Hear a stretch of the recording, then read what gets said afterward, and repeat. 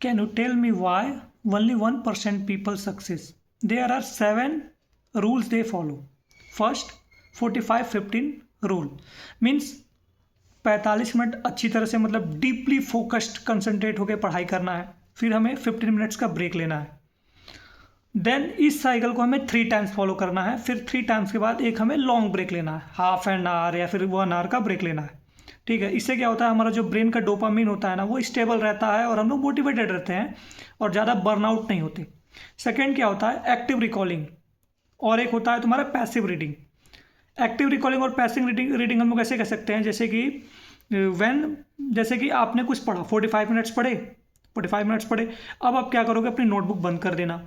Notebook बंद करने के बाद आपको क्या करना है, आंख बंद करके जो जो आपने पढ़ा है उसको रिकॉल करना है माइंड में, क्या क्या था। तो देखो, हम लोग पढ़े रहते हैं ना, तो हमें पूरी चीज़ें याद नहीं रहती है, तो उसमें कुछ टॉपिक्स होते हैं जो भूल जाते हैं, कुछ नहीं मतलब काफ़ी 30% तो भूल ही जाते हैं। तो उस टाइम में फिर जब दोबारा तुम नोटबुक खोलोगे ना, रिकॉल किए, फिर दोबारा जो जो भूले हो उसको एक बार देखना, फिर एक बार आंख बंद करके देखना, मतलब 3 टाइम्स ऐसा करोगे ना, तो वो चीज़ तुम्हारे माइंड में फोटोग्राफिक मेमोरी की तरह वो तुम्हारे माइंड में सेव हो जाएगा। और मोस्टली लोग ये काम नहीं करते, वो लोग बस नोट्स बना लेते हैं, रिवीजन करते हैं नहीं, तो उनको लगता है बस मेरे कॉपी में है तो मेरे ब्रेन में है। देखो, जो तुम्हारे कॉपी में हो तुम्हारे ब्रेन में होना बहुत ज़्यादा ज़रूरी है। थर्ड चीज़ क्या आता है, स्पेस रिपीटेशन। देखो, इसको हम लोग रिवीजन कह सकते हैं। मोस्टली हम लोग ये गलती करते हैं कि रिवीजन नहीं करता, कोई बच्चा रिवीजन नहीं करता, वो बस नोट्स बनाए जा रहा है, प्रॉब्लम प्रैक्टिस कर रहा है, रिवीजन नहीं कर रहा। पता चलता है वो आगे पढ़ते जाता है, पूरा पीछे भूलते जाता है।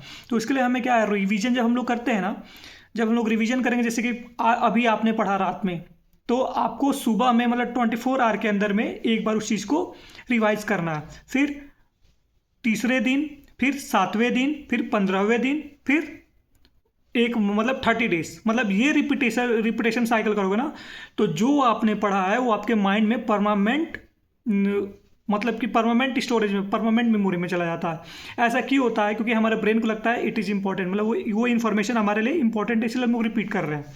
ठीक है, अब थर्ड क्या होता है, नोट्स बनाने में मिथ जानते हो क्या है, मोस्टली लड़के क्या करते हैं, वो थ्योरी ही का नोट्स भर देते हैं, पूरा थ्योरी ही पूरा छाप देते हैं।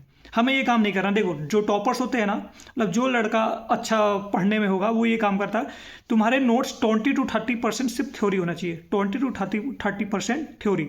उसमें भी क्या, की पॉइंट्स हो, इम्पोर्टेंट तुम्हारी की पॉइंट्स हो, इम्पोर्टेंट फार्मूला हो गया, डायग्राम हो गया, कोई लॉजिकल या फिर कोई एक्सेप्शन हो, कोई ऐसा क्वेश्चन है जो एक्सेप्शन हो, या फिर तुम्हारा थोड़ा जो तुमने मिस्टेक किया है प्रॉब्लम में, ये सब चीज़ें आती हैं तुम्हारे किसमें, नोट्स में, शॉर्ट नोट्स में। और देखो, शॉर्ट्स नोट का मतलब क्या होता है कि इसमें तुम्हारा कम टाइम में, ये नहीं कि तुम शॉर्ट्स नोट बना रहे हो तो 50 पेज का शॉर्ट नोट्स बना रहे हो। शॉर्ट नोट का मतलब ही होता है कि उसको हम लोग बहुत कम टाइम में रिवाइज कर सके। फिर आता है हमारा फ़ोन लॉक स्ट्रेटजी। देखो, ये वाला पॉइंट तो आना तो नहीं चाहिए, लेकिन ये इसलिए आ रहा है क्योंकि अभी हम लोग इंटरनेट के टाइम में है, तो इसमें क्या है, तुम्हें 45 मिनट्स के लिए अपना फ़ोन सारे नोटिफिकेशन बंद कर देना है, किसी से कांटेक्ट नहीं करना है, बस पेरेंट्स हैं वो भी इमरजेंसी केस में। इससे तुम्हारा क्या होगा, इससे तुम पूरी तरह से कंसंट्रेट होकर अपना पढ़ाई कर पाओगे। फिर आता है क्या है, हम लोग क्या करते हैं कि सब्जेक्ट जो होता है ना, कि जैसे कि फॉर एग्जांपल एक बच्चा मैथ्स कर रहा है तो सिर्फ मैथ्स ही करता है, ये हमें नहीं करना। हमें क्या करना है, सब्जेक्ट को चेंज करना। जैसे 2 आवर्स मैथ्स किया, फिर 2 आवर्स फिजिक्स, फिर 2 आवर्स केमिस्ट्री, 2 आवर्स बायोलॉजी। ये मैं पीसीबी वालों को भी बोल रहा हूँ, ये मैथ्स प्लस बायो वालों दोनों के लिए है, और जो बच्चा कंपटीशन की तैयारी कर रहा है वो भी ये कर सकता है।